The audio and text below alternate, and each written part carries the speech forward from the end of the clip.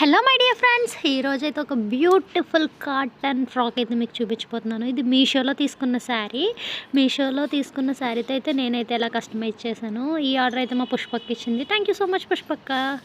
ఈ ఆర్డర్ అయితే చాలా బాగుంటుంది, ఒకసారి మీరే చూసేయండి. ఒక శారీ మొత్తం యూస్ చేసి నేనైతే ఇలా డిజైన్ చేశాను.